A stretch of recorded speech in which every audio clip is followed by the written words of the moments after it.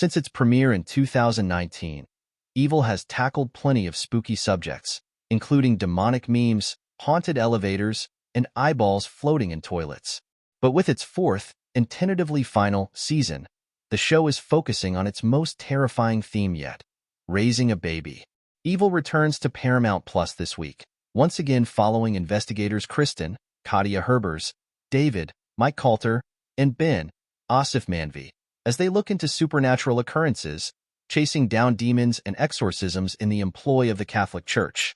Season 3 ended on a cliffhanger, as Kristen discovers that her nemesis Leland Townsend, Michael Emerson, has stolen her missing egg from a fertility clinic, using it to impregnate a surrogate and birth the potential Antichrist.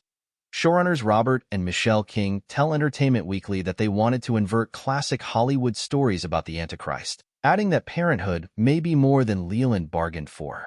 The world forever has presented babyhood as this beautiful, life-affirming, angelic time, Michelle King says with a laugh.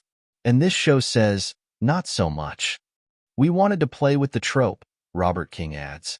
These satanic shows or supernatural shows, whenever they have the Antichrist, it's usually an adult or the omen-aged kid, when in fact, most of the demonic elements when you're raising a kid are from the vomit, the diarrhea, the diaper genie, and the smell.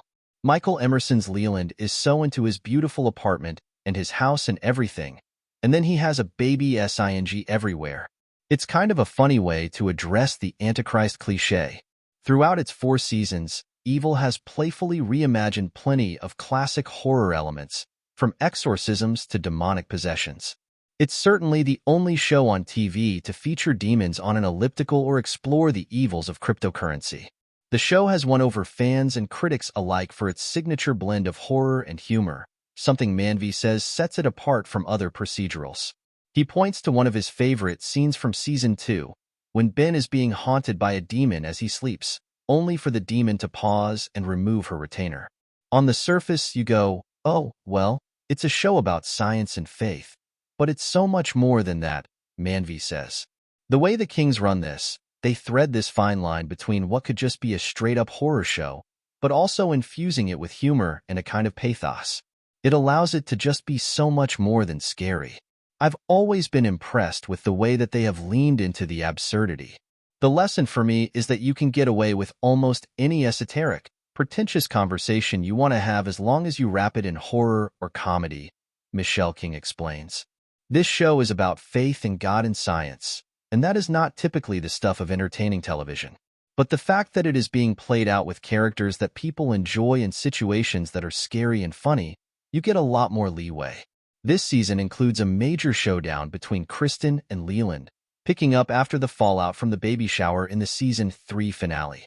Herbers says that she particularly relished filming those face-offs against Emerson. There's an excitement in this chess game that they're playing, like, how can I hurt him in the most exciting way, she explains. I always look forward to those scenes. Michael Emerson is such a great actor, and we make each other laugh with our meanness. Sometimes it feels weirdly sort of sexual, like they're taunting each other, she continues. I've noticed that on the internet, there's a whole group of people who think that we're really sexy together. I'm like, you've got some problems, but sure? The Kings note that the tension between science and religion is a major theme this season. One early episode trades spooky haunted houses for the bright lights of a high-tech particle accelerator, and they tease that Manvi's character Ben finds his faith shaken throughout the season. What's nice with the character of Ben is that of our 3, he's the one that most believes in science, Michelle King says. Throughout the series and even more lately, he's been faced with things he can't understand and he can't explain scientifically. Without giving anything away, what I can say is that Ben this season, maybe more than any other season, is grappling with a crisis that happens for him physically, emotionally, and psychologically, one that he can't scientifically explain, Manvi adds. In some ways, he has to sort of give into it. It may be the most faith that Ben has to submit to than he ever has. Season 4 also brings new challenges for Father David. Even though he has fully embraced his role as a priest, Coulter says that the reality of his fatherly duties sometimes conflict with his idealism. He's a purist, Coulter says of his faithful hero. He feels like he's trying to do what's best, and he has a romantic idea about what his job is, but sometimes he gets a cold dose of reality. I think he's all over the place mentally. Who is he working for? Who is he serving? There's God. There's the priesthood. And obviously, there's the Pope. There's just so much going on for him, and he's trying to figure out what's best.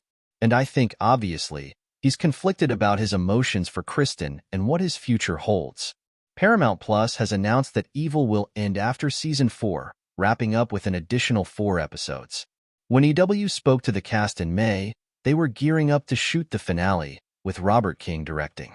Still, many are holding out hope that the story of Kristen, David, and Ben might continue somehow. The first 2 seasons recently started streaming on Netflix, and the cast is hopeful that renewed fan interest might lead another streamer to pick up the show. To be honest, it's heartbreaking because we all love these characters very much, and we feel that we've made something really special, Herbers says. There's not a lack of evil in the world, so there's not a lack of story to tell. That being said, it's really great to have these 4 additional episodes in a day and age when things get canceled and people are left hanging. We do have these 4 extra episodes that I think are going to be really satisfying for fans. But it does leave me with a tiny bit of hope that maybe in some alternate universe, this can continue. In the meantime, Herbers, Coulter, and Manvey agree that they're forever grateful to have gotten to play in the King's odd, spooky world. Evil's subject matter may be the stuff of nightmares, they say, but the show itself has been a dream. One of the things that Robert King told us in the very beginning, which I think has always stayed with us, is that at the end of the day, yes, this is a procedural in its structure, but it's also about these 3 characters and their relationship, Manvey explains. I think what separates the show and makes it a more interesting procedural is that we've developed our own relationships, and those relationships have sort of seeped into David, Kristen, and Ben. Evil airs Thursdays on Paramount Plus.